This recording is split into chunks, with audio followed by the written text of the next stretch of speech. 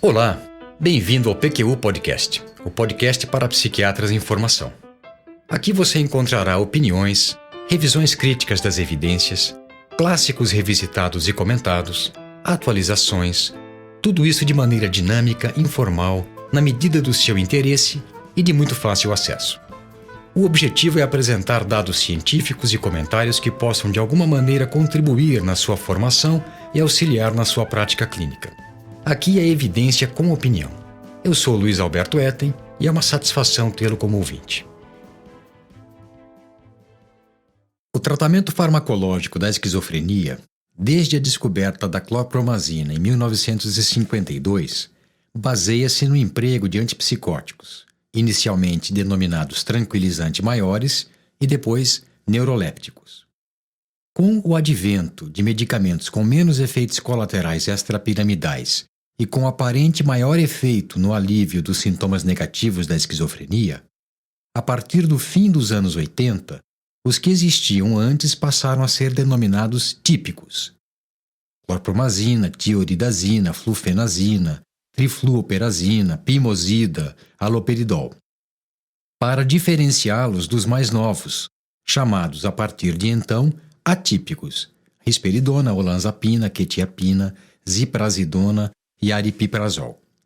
Mais recentemente, os atípicos, grupo bastante heterogêneo, passou a ser chamado de segunda geração, em oposição aos mais antigos, típicos, de primeira geração. Não foram poucos os ensaios clínicos, hoje vistos com reservas em virtude de problemas metodológicos, sugerindo que a nova geração de antipsicóticos era mais eficaz e segura que a antiga, o que fez com que, rapidamente, seus representantes passassem a ser muito prescritos logo a partir de seu lançamento. Tanto que, na primeira década do século XXI, eles representavam 90% das prescrições de antipsicóticos nos Estados Unidos, fato que causou aumento exponencial do custo do tratamento. Com o intuito de esclarecer questões sobre a eficácia comparada e a segurança dos antipsicóticos, o NIMH concebeu e patrocinou o estudo CATIE, acrônimo derivado de Clinical Antipsychotic Trials of Intervention Effectiveness, o que, em tradução livre para o português, seria Ensaios Clínicos de Efetividade da Intervenção com Antipsicóticos, que se tornou um marco para o tratamento farmacológico da esquizofrenia. Como já é de praxe, eu gostaria de lembrá-lo, antes de continuar, que o PQU Podcast é uma iniciativa nossa, custeado pelo Vinícius e por mim, sem qualquer tipo de patrocínio, o que garante a nossa liberdade de opinião. O estudo CATIE foi planejado em 1999 e 2000 e realizado de janeiro de 2001 a dezembro de 2004, em 57 locais nos Estados Unidos, 16 clínicas universitárias, 10 centros de saúde mental estaduais, 7 centros médicos de veteranos de guerra, 6 clínicas de convênios, 4 particulares e 14 com sistema de atendimento misto. Na fase 1, que foi descrita no estudo que vou lhe apresentar com detalhes, conduzido por Jeffrey Lieberman e colaboradores e publicado no New England Journal of Medicine em 2005, 1.432 pacientes com esquizofrenia foram aleatoriamente alocados para receber cápsulas idênticas de olanzapina, perfenazina, quetiapina, risperidona ou ziprasidona por 18 meses.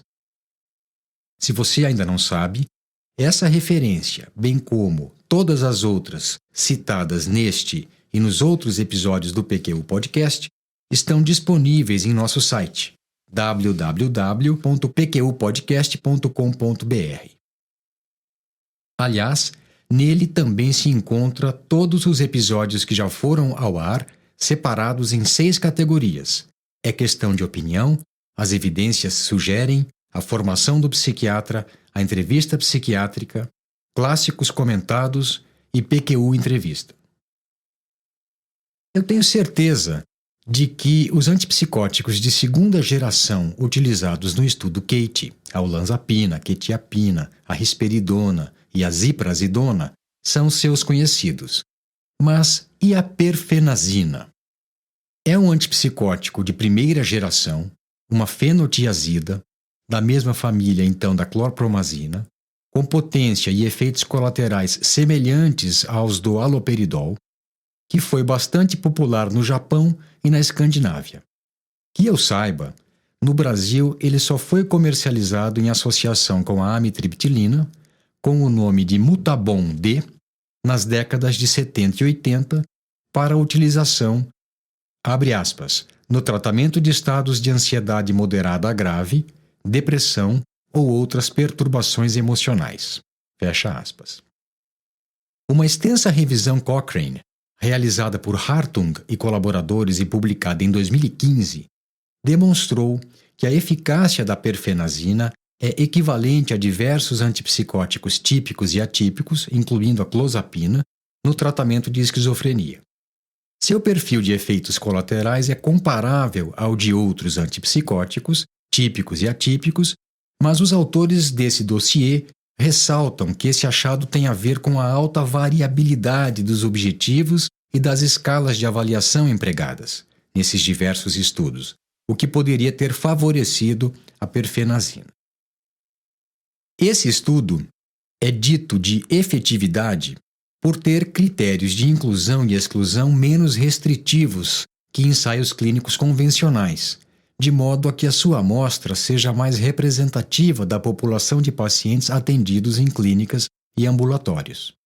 E também pelas doses flexíveis, dentro da variação permitida, de 7,5 a 30 mg de olanzapina, de 200 a 800 mg por dia de quetiapina, de 1,5 a 6 mg por dia de risperidona, de 40 a 160 mg por dia de ziprasidona e de 8 a 32 mg por dia de perfenazina.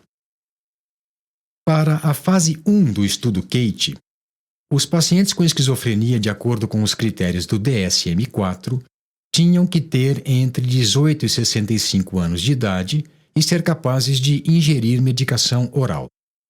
Foram excluídos pacientes com diagnóstico de transtorno esquizoafetivo e retardo mental, com antecedentes de reações adversas graves aos medicamentos que seriam utilizados, com um único episódio psicótico agudo, com história de resistência ao tratamento, definida como persistência de sintomas, apesar de tentativas de tratamento adequado, e tratamento prévio com clozapina. Também foram excluídos pacientes com doenças clínicas graves ou instáveis e mulheres grávidas ou amamentando. Visto por um outro ângulo, nós teríamos uma perspectiva esclarecedora. Foram incluídos pacientes usuários de drogas, com quadros de ansiedade, depressão e mesmo com outras doenças clínicas controladas, que usualmente são excluídos de ensaios clínicos convencionais. A hipótese dos pesquisadores era de que haveria diferenças de efetividade entre os antipsicóticos utilizados, refletindo variação de sua eficácia e tolerabilidade. Por isso, usaram como principal medida de desfecho clínico a descontinuação do tratamento por qualquer causa. Segundo eles, essa medida englobaria os julgamentos de eficácia, segurança e tolerabilidade dos pacientes e de seus médicos assistentes. As medidas de desfecho secundárias foram as razões específicas para a descontinuação, ineficácia ou intolerância devido a efeitos colaterais, e os scores das escalas de avaliação utilizadas, a Positive and Negative Syndrome Scale, a PANSS, e a Clinical Global Impressions, a CGI. Passemos aos resultados. Como você verá, alguns foram surpreendentes. Outros eram previsíveis, mas reforçaram o conhecimento empírico, o que é sempre bom. As doses médias utilizadas foram 20,1 mg por dia de olanzapina, 20,8 mg por dia de perfenazina, 543,4 mg por dia de quetiapina, 3,9 mg por dia de risperidona e 112,8 mg por dia de ziprasidona. 72% dos pacientes, 1.061 dos 1.432, descontinuaram, interromperam o tratamento que lhes foi atribuído antes dos 18 meses de seguimento, em média depois de 6 meses. O tempo para essa interrupção, qualquer que fosse a causa, a principal medida de desfecho do estudo CATIE, foi maior para o grupo que recebeu olanzapina em comparação com os outros grupos, mas tal diferença não se manteve em relação à perfenazina e à ziprasidona depois da correção para múltiplas comparações na análise estatística. Ou seja, os grupos tratados com olanzapina, perfenazina e ziprasidona não diferiram entre si quanto ao tempo para descontinuação. E o grupo da olanzapina teve maior duração de tratamento antes da descontinuação que o da risperidona e da quetiapina. O tempo para descontinuação por ineficácia foi maior no grupo que recebeu olanzapina em relação aos outros, mas essa diferença não se manteve em relação ao grupo da ziprasidona depois de feitos os ajustes para comparações múltiplas. Não houve diferença entre os grupos quanto ao tempo para descontinuação por conta de efeitos colaterais intoleráveis. Os scores totais da PANSS e da CGI melhoraram ao longo do tratamento em todos os grupos. Tal melhora foi inicialmente maior nos pacientes que receberam olanzapina, mas essa vantagem desapareceu com o tempo de seguimento. A ocorrência de efeitos colaterais intoleráveis foi maior no grupo olanzapina, 18%, e menor no grupo risperidona, 10%. Mais pacientes recebendo olanzapina descontinuaram o tratamento por ganho de peso e efeitos metabólicos, e mais pacientes do grupo perfenazina descontinuaram em virtude de efeitos extrapiramidais. Pacientes dos grupos olanzapina e quetiapina tiveram menos insônia do que os dos outros grupos. A quetiapina foi a que mais provocou efeitos anticolinérgicos. Não houve diferença entre os grupos quanto à ocorrência de efeitos extrapiramidais nem de acatisia. Os pacientes tratados com olanzapina foram os que mais engordaram, em média 900 gramas por mês, e também apresentaram mais alterações metabólicas, aumento do colesterol total, de triglicérides e hemoglobina glicosilada. E por último, somente a risperidona causou aumento substancial dos níveis de prolactina. A discussão do artigo se inicia com a justificativa do uso da perfenazina e não do haloperidol, antipsicótico de primeira geração muito mais comumente utilizado na prática. É que a perfenazina é menos potente e teria menos efeitos colaterais extrapiramidais, justamente o fator que enviesou as comparações prévias de antipsicóticos de primeira e segunda geração. Somente uma minoria dos pacientes, em todos os grupos, manteve o tratamento com o medicamento que lhe foi designado pelos 18 meses da fase 1. As taxas de descontinuação variaram de 64%, grupo olanzapina, a 82% no grupo quetiapina. Vendo do ângulo inverso, podemos dizer então que 36% dos pacientes do grupo olanzapina, 26% do risperidona, 25% do perfenazina, 21% do ziprasidona e 18% do quetiapina concluíram o estudo. Temos aqui um forte indício de que, embora efetivos, os antipsicóticos têm limitações importantes nessa sua efetividade em pacientes com esquizofrenia, em virtude do alto índice de interrupção de tratamento. Provavelmente, já antecipando críticas, os autores discutiram a questão das doses utilizadas, algumas menores que na prática habitual. Alegaram que todas estão dentro da faixa considerada terapêutica pelos respectivos fabricantes e foram muito parecidas com as médias prescritas nos Estados Unidos para pacientes com esquizofrenia por ocasião do período do estudo. A superioridade da eficácia da olanzapina em relação à dos demais antipsicóticos estudados, que foram semelhantes entre si, precisa ser relativizada em virtude das maiores ocorrências de ganho de peso e alterações metabólicas que ela provocou. Os autores concluem que, dentro da limitada efetividade dos antipsicóticos estudados em virtude das altas taxas de descontinuação do tratamento, a olanzapina pareceu mais efetiva que os demais, cujas diferenças entre si e com a perfenazina não foram significativas.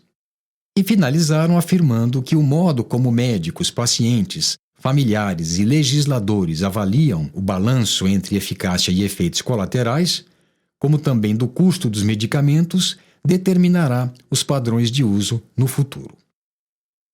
Tais resultados, não sei se vocês concordarão comigo, jogaram por terra a visão prevalente até então de que tanto a eficácia quanto a tolerabilidade de antipsicóticos de segunda geração fossem melhores que as dos de primeira geração.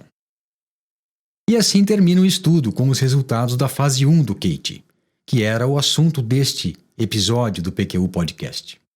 O protocolo de estudo, no entanto, continuou em fases subsequentes. A minha ideia inicial era descrever os achados deste artigo clássico, comentá-los, mas eu não resisti a dar uma olhada no que veio depois. E achei que você iria gostar de saber um pouco de como as coisas evoluíram. Antes disso, contudo, gostaria de contar algo sobre a repercussão desses resultados iniciais da fase 1, tanto no meio psiquiátrico como na imprensa geral. Importante salientar, mesmo correndo o risco de ser repetitivo, que quando de sua concepção era quase unânime entre pesquisadores e psiquiatras clínicos que os antipsicóticos de segunda geração eram muito superiores aos típicos de primeira geração, tanto em eficácia quanto em segurança e tolerabilidade. Consequentemente, o achado de que a perfenazina, um antipsicótico de primeira geração, antigo e barato, tinha efetividade semelhante aos de segunda geração, foi surpreendente e impactante. Para se ter uma ideia, no editorial do jornal The New York Times do dia 21 de setembro de 2005, lia-se que, abre aspas, um estudo patrocinado pelo governo forneceu a evidência mais forte de que o sistema para aprovação e promoção de medicamentos está muito distorcido. O estudo comparou 5 medicamentos usados no tratamento da esquizofrenia e mostrou que as mais novas e mais prescritas não foram melhores que um medicamento mais antigo e muito mais barato. A nação gasta bilhões de dólares em medicamentos intensamente promovidos em anúncios e propagandas que nunca haviam sido testados diretamente e em condições de igualdade com seus competidores mais baratos. Fecha aspas. Também preciso lhe dizer sobre as críticas inevitáveis que o estudo que eu descrevi recebeu. Elas não foram poucas, mas eu destaquei as 5 principais. A primeira diz respeito à medida de efetividade. O tempo para a descontinuação do tratamento por qualquer motivo foi uma medida de desfecho clínico inovadora, mas considerada por alguns pouco específica e, por isso, de validade clínica questionável. Outra crítica diz respeito às doses utilizadas. Originalmente, os idealizadores do estudo estipularam doses maiores de quetiapina, risperidona e ziprasidona, que foram revistas para baixo por pressão dos fabricantes, enquanto as doses de olanzapina e de perfenazina se mantiveram como na proposta inicial. Especulou-se que, se essas medicações estivessem com doses maiores, poderiam ter sido mais efetivas. Se fosse assim, por outro lado, a ocorrência de efeitos colaterais também poderia ter sido maior. O grupo da ziprasidona foi objeto de críticas pelo seguinte motivo: a ziprasidona só começou a ser comercializada nos Estados Unidos depois que o estudo se iniciou. E esse grupo, então, teve menos pacientes que os outros. Ele ficou com 60% do tamanho dos outros, de modo que algumas análises estatísticas ficaram prejudicadas. A quarta razão de críticas foi a ausência de análise de subgrupos. Embora entre grupos de pacientes se notem poucas diferenças de eficácia entre antipsicóticos novos e antigos, em alguns casos, e todos sabemos disso, se vê melhoras quase milagrosas, tanto com medicamentos de primeira e de segunda geração. E nesse estudo não houve uma contribuição para esclarecer qual paciente poderia se dar melhor com qual antipsicótico. E, por fim, uma crítica a respeito do limite da aplicabilidade prática. A amostra do estudo CATE foi de pacientes com esquizofrenia, ou seja, seus resultados não podem ser generalizados para pacientes com transtornos mentais nos quais também se utiliza antipsicóticos. Essa crítica é também um alerta. Os resultados desse e dos outros ensaios derivados do estudo CATE só podem ser transpostos para a clínica de pacientes com esquizofrenia. Vamos então às cenas dos próximos capítulos. Os pacientes no estudo CATE, no protocolo do estudo CATE, entravam na fase seguinte do estudo quando mudavam de antipsicótico que estavam usando na fase 1 para outro, diferente. No artigo publicado no American Journal of Psychiatry, em 2006, tendo Scott Straub como primeiro autor, descreveu-se a denominada fase 2T do estudo CATE, na qual os pacientes que descontinuaram o tratamento com antipsicóticos de segunda geração na fase 1 tiveram seu tratamento mudado para outro antipsicótico de segunda geração, diferente do que haviam tomado. Nesse estudo são relatados 444 pacientes com esquizofrenia que foram randomizados para receber um dos 3 antipsicóticos de segunda geração utilizados na fase anterior, diferente do que haviam tomado. O tempo para descontinuação do tratamento, que ocorreu em 73% dos pacientes, foi maior para pacientes tratados com risperidona, 7 meses em média, e olanzapina, 6,3 meses, do que com a quetiapina, 4 meses, e a ziprasidona, 2,8 meses. As doses modais médias utilizadas foram 20 mg por dia de olanzapina, 4,1 mg por dia de risperidona, 565 mg por dia de quetiapina e 116 mg por dia de ziprasidona. Dentre os pacientes que interromperam o tratamento com antipsicótico na fase 1 por ineficácia, que foram 184, a olanzapina foi mais eficaz do que a quetiapina e a ziprasidona, e a risperidona foi mais eficaz do que a quetiapina. Nos 168 pacientes que interromperam a fase 1 por intolerância ao medicamento, não houve diferença entre os grupos. A conclusão dos autores desse artigo foi de que em pacientes com esquizofrenia crônica que descontinuaram o tratamento com um antipsicótico de segunda geração, a risperidona e a olanzapina foram mais eficazes como passo a seguir do que a quetiapina e a ziprasidona. Isso levando em consideração o tempo para descontinuação do tratamento por qualquer motivo, a principal medida de efetividade desse estudo. Já em artigo publicado também no American Journal of Psychiatry em 2007, tendo também como primeiro autor o Scott Straub, se descreveu os efeitos da substituição da perfenazina por antipsicóticos de segunda geração, olanzapina, risperidona e quetiapina, naqueles pacientes que descontinuaram o de primeira geração na fase 1. Dessa fase, denominada 1B, participaram 114 pacientes. O tempo para descontinuação foi maior nos pacientes tratados com a quetiapina, em média 10 meses, e com a olanzapina, 7 meses, do que com a risperidona, 3,6 meses. Sendo que não houve diferenças se a descontinuação de perfenazina se deu por ineficácia ou por intolerância. As doses médias utilizadas foram 20 mg,7 por dia de olanzapina, 586 mg de quetiapina e 3,7 mg de risperidona.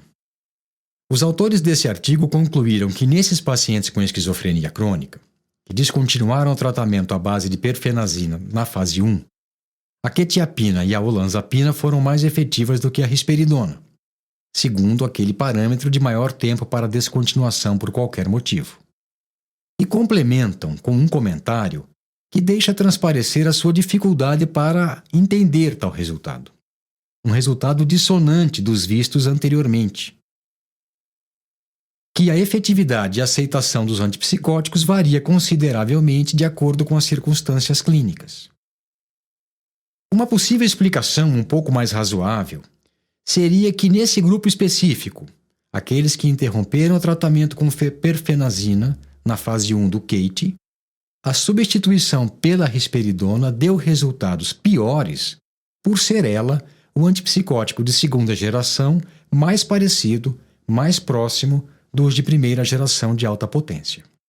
Em artigo publicado em 2006 no American Journal of Psychiatry, tendo como primeiro autor Joseph McEvoy, foram descritos os resultados obtidos em 99 pacientes que descontinuaram por eficácia o tratamento com antipsicóticos de segunda geração, que receberam as fases 1 e 1B, e eles foram então alocados para receber a duplo cego, outro psicótico de segunda geração que não tivessem ainda tomado, ou, às claras, a clozapina. Essa fase foi denominada 2E do estudo CATE. As doses médias utilizadas foram 332 mg por dia de clozapina, 23,4 mg por dia de olanzapina, 643 mg por dia de quetiapina e 4,8 mg por dia de risperidona. O tempo para descontinuação por qualquer razão, medida primária de efetividade do estudo CATE, foi significativamente maior com a clozapina, 10 meses e meio, do que com a quetiapina, 3,3 meses, risperidona, 2,8 meses e olanzapina, 2,7 meses. Além disso, os scores da PANSS diminuíram mais nos pacientes tratados com clozapina que com quetiapina e risperidona, mas não em relação à olanzapina. Também é preciso dizer que um paciente tratado com clozapina desenvolveu a granulocitose e outro teve eosinofilia, e ambos tiveram tratamento suspenso. O número de pacientes que descontinuaram variou de 56% com a clozapina a 93% com a quetiapina, sendo que a olanzapina e a risperidona tiveram valores intermediários, 71% e 86% respectivamente. Os autores concluíram que para pacientes com esquizofrenia que não responderam ao tratamento com um antipsicótico de segunda geração, a substituição por clozapina foi mais eficaz que a troca por outro de segunda geração, e destacaram a necessidade de monitoramento regular do hemograma para a detecção precoce dos efeitos colaterais potencialmente fatais da clozapina.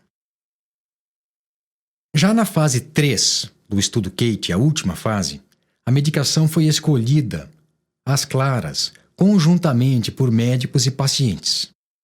E foi permitido também o emprego simultâneo de 2 antipsicóticos àqueles pacientes que interromperam a medicação que lhes foi atribuída nas fases anteriores.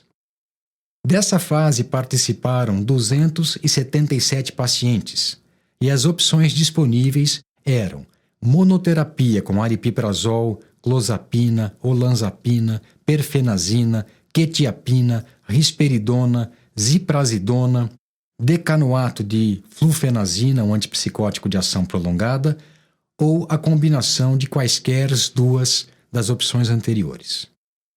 A fase 3 do CATIE foi descrita em um artigo publicado no Schizophrenia Research em 2009, que teve como primeiro autor Scott Straub.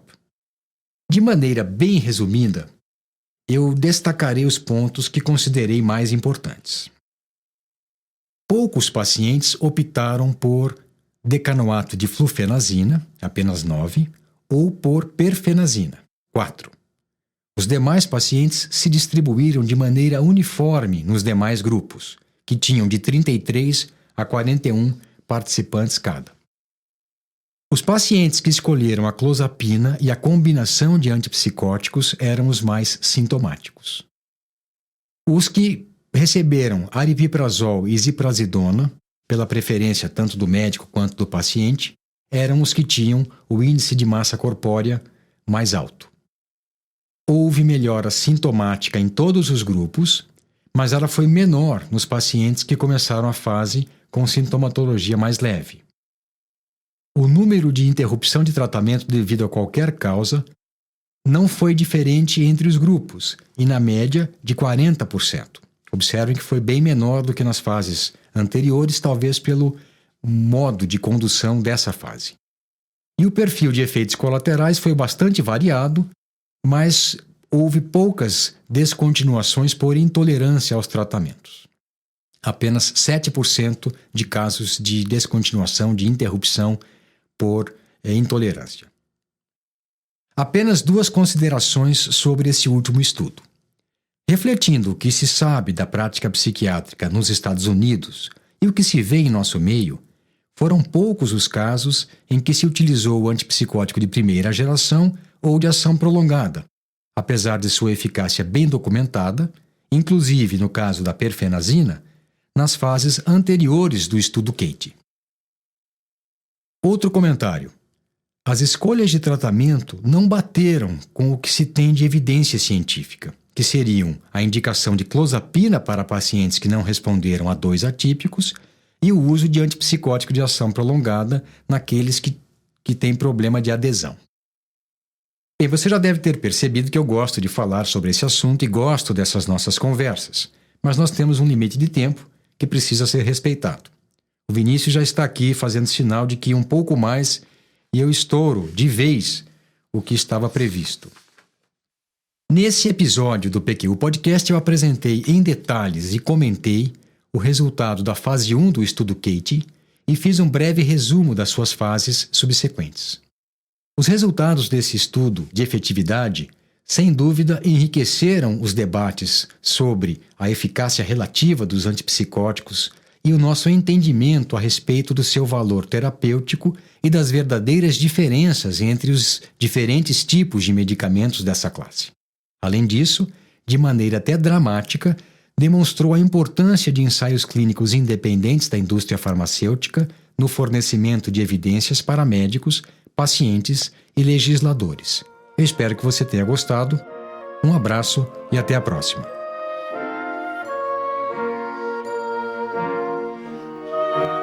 Opiniões, dúvidas, questionamentos? Participe do nosso grupo no Facebook. Lá há espaço para discussões conosco e com outros ouvintes. O acesso a ele é simples e rápido. Basta se cadastrar em nosso site. Assine o feed do podcast. Se você está no iTunes ou em qualquer outra plataforma de podcasts, basta clicar em assinar e receberá automaticamente nossos novos episódios em seu aplicativo. Visite nosso site www.pqpodcast.com.br. Lá você encontrará as referências citadas neste e em outros episódios. O PQU Podcast agradece sua atenção.